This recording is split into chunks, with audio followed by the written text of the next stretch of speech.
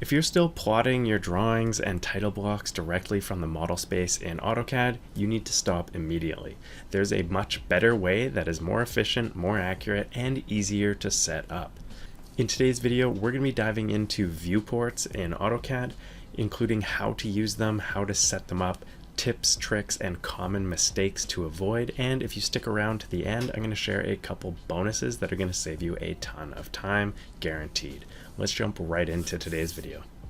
So first things first, you don't want to be creating your title blocks within model space. This can create scaling and replication issues, as well as you're going to lose your georeferencing if you have to create more than one drawing or sheet, since you're moving things around.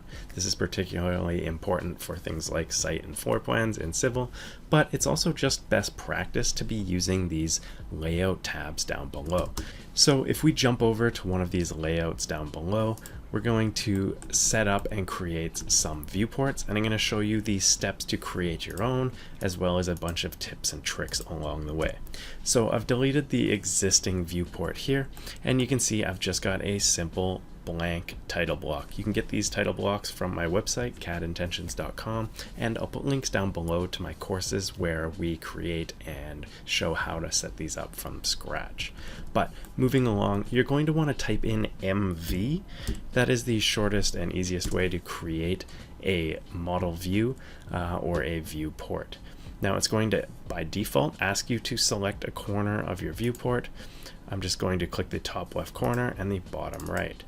Clicking inside of the new viewport activates it and lets me move around within the model space. You can think of layout and model space as two separate entities.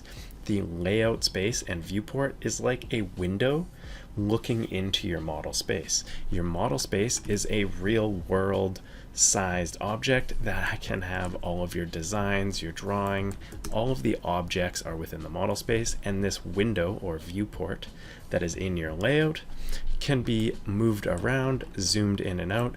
It's just like you're looking through a window into your model space. So when it's activated, you're moving around your model space, and when you double click outside of your viewport, you're moving around your layout. This is a great thing to get used to and understand in AutoCAD. It's super simple once you understand it. You can always select and move around your viewports. So this is your window again. You're just changing the shape and size of it by dragging around these blue vertexes within your drawing.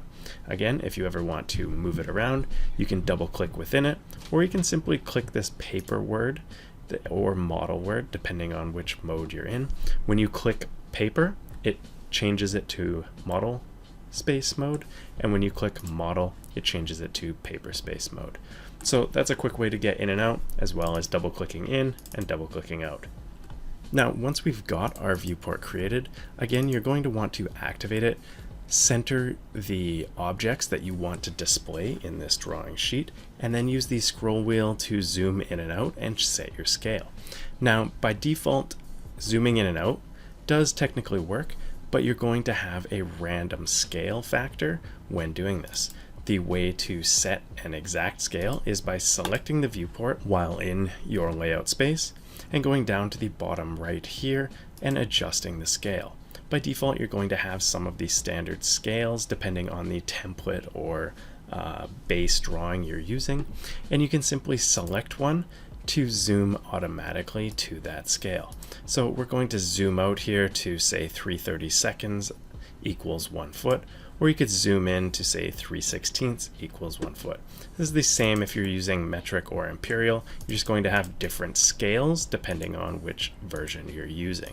So you can see here, this scale fills this viewport pretty well, and now we can add another viewport to show a, say, zoomed in, or we can simply start adding notes and legends and labels and text and stuff within our layout here. One thing that is nice to do, and a great option, is the ability to create odd or different shaped viewports. So you can draw out a polyline or polygon here, simply have a closed object and type in that MV, or you can go up to layout here and choose the object option. So if you choose that option here, object, you can simply select the object you would like to make into a viewport, and it's going to automatically create a viewport in that shape. Once you're happy with the way your viewports are set up and look, and that includes the panning around as well as the scales are set to your liking. So maybe you want to zoom quite a ways in there, and in this one I'm happy.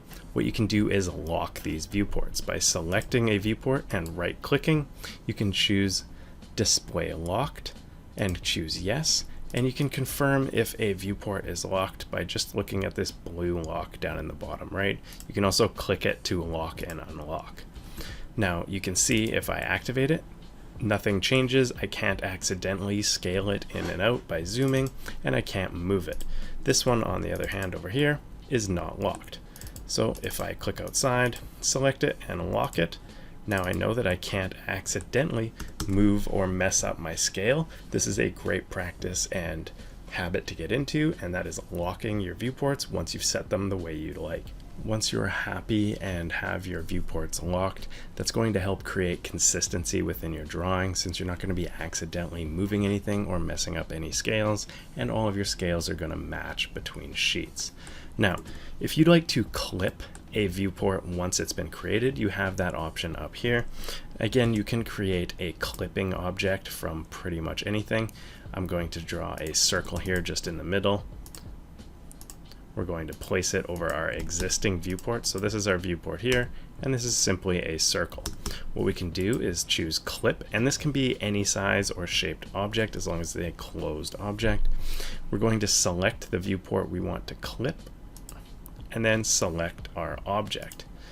Doing that has now created a locked clipped viewport in whatever shape we'd like. So this is a great way to get creative, especially with like zoom ins and blow ups of details of various objects and areas within our plans.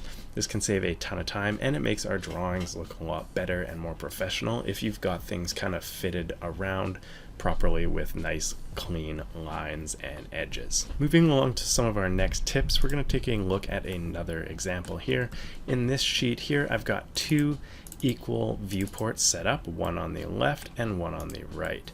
You can see here I've got the same information on each one, and what I wanted to show you here is the easy and simple trick to differentiate your viewports. So in one plan, if you want to show everything, you can just leave it as is. But in another plan, maybe you want to only show specific objects, you can simply go to the Home tab here, and once you're selected within a viewport, you can quickly and easily activate the Viewport Freeze option.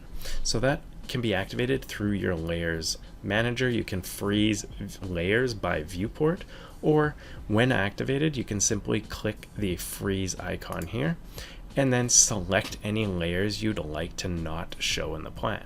So if we select the electric lighting layer there and the plug layer, you can see that they've disappeared. So I've hit enter. They've now been frozen in this viewport, but they've got no effect on this viewport. This is a great way to show different areas and different levels of detail depending what you're trying to focus on each plan. Now this also saves you the hassle of creating multiple drawings to show different layers and different features in each sheet.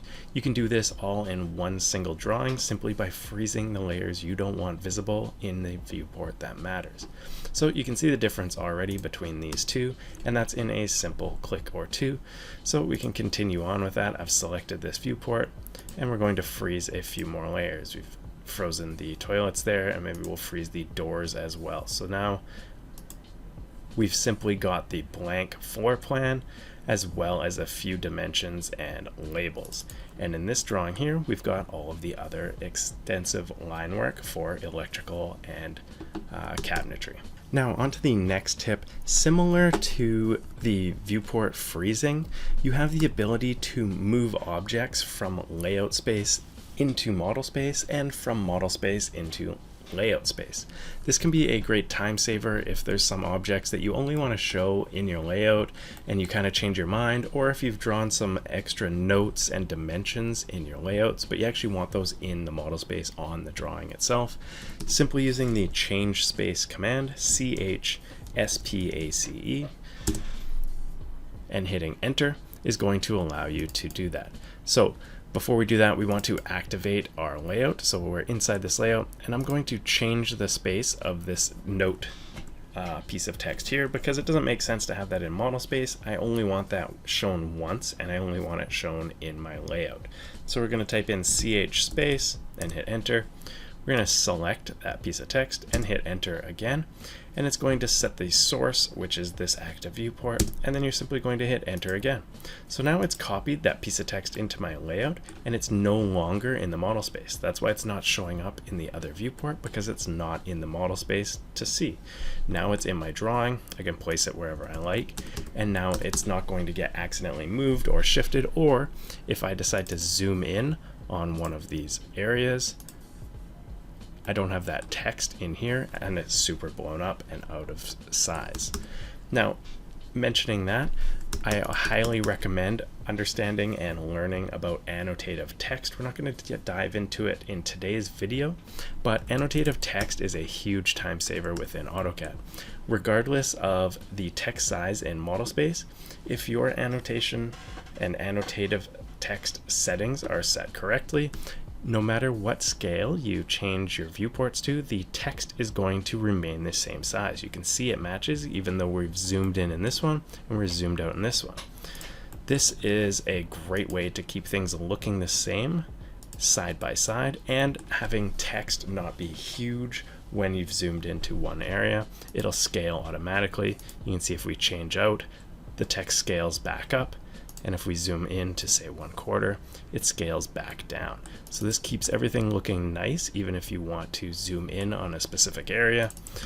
And if you want a view showing no text, you can also do that by removing the annotative scale associated with that scale. So if we select all of our, or even if we just select one for an example here, and right click, you can see the annotative object scale. If we delete the current scale from these two and hit enter, now those two pieces of text no longer have this scale associated with them, so they will not show up. This is a great way to get picky and choosy about which dimensions or notes or text show up in which viewports, and that's by removing the scale of that viewport from the list. So you can see the 1/8 equals 1 foot scale here. Most of the text shows up, but these two pieces here do not. These ones do. So if we select one of these, go to our object scale, add and delete, you can see there is no 1/8 on this one. But if we do that same thing for this one, you can see the 1/8 scale is there. You can just as easily add those back in by simply activating a viewport, clicking this button to show all of the annotative text regardless of the scales, selecting them, add current scale, select it, add current scale. So there you can see that's just a quick kind of refresher on how annotative text scaling works within AutoCAD, but it can be a game changer that is going to save you a ton of time. Now, before we move on to the last few tips here, one of which is going to be a huge time saver for you, I wanted to remind you that if you haven't already, don't forget to check out my AutoCAD Fundamentals and Workflows course. It's packed full of over 2 decades of AutoCAD tips, tricks, and workflows, including how to set up title blocks and templates just like this, how annotative text works in detail, as well as setting up XREFs, line types, scales, all of that, including layers and drawing production as well from start to finish, as well as packaging up drawings, creating PDFs, and sending them out to clients. Everything you need to know is packed into this course, and it's available now at the link up above and down below, discounted for viewers such as yourself. So don't forget to check that out and continue learning AutoCAD even faster. Alright, so moving on, I also wanted to remind everybody that there is a quick command, and that is CTRL+R, which is going to allow you to rotate or cycle through all of your viewports. This can be super helpful if you ever have any viewports that are kind of overlapping with each other, but even if you just have multiple viewports and you need to go from one to the other quickly, hold down Control and tap R. You can see here it switches between the two. This is a great way to save time, especially on complicated, say, detail drawings where you might have 6 or 10 different viewports, each in a zoomed in detail of an object or a project. cycling through them can be a huge game saver. And as I mentioned, if we have two viewports, so I'm going to create a viewport here, on top of each other, it can be difficult to select one or the other depending on where you're clicking. Once you've accidentally clicked onto one, it's difficult to click into the other. You can see here I can't click into the one I just created because it's on top of or behind the other viewport. But using that CTRL+R allows me to cycle through them pretty easily. Lastly, before I let you go, I wanted to share another great tip when it comes to viewports, and that's the fact that you can actually copy them, including all of their scales and settings, from one layout to another with just a quick copy and paste. So if you select your two viewports here and you hold down Control, Shift, and tap C, this is going to activate the copy with base point command. Now you're going to want to choose a base point that is similar in your other layout or title block. I typically will use the bottom right or left corner of the title block, so I'm going to choose this one in the bottom right. And now we're going to go to a blank drawing here. This one has no viewports here. I'm double clicking. Nothing has been set up. I can simply type Control and then V, so hold Control down and tap V, and I can simply paste this into that same spot using the point I selected. And now you can see the two viewports have been copied exactly how I had them set up. The scales have remained and the locations of each are there. This is a great way to make multiple sheets quickly. You can then go in and quickly start doing that layer freeze, setting up each one the way you like and how you'd like it to show up. And as an additional way to speed things up, once you've got a layout completed and set up the way you like, you can actually simply just copy the layout by right-clicking on a layout tab and choosing move or copy. You can simply check the create a copy box, and I choose move to the end, and you can see it's just created an exact copy of everything we had set up in a new tab. This is another great way to create another drawing based on the last one you just created, and then start making some tweaks that are needed. Hopefully this all helped and wasn't too fast or confusing for you, but if you have any questions at all, don't forget to leave them down in the comments below. And if you haven't already, don't forget to check out my AutoCAD Fundamentals and Workflows course. I'll put that link down below. I'm sure you'll enjoy it and find a ton of helpful tips. Thanks for watching, have a good one, and cheers.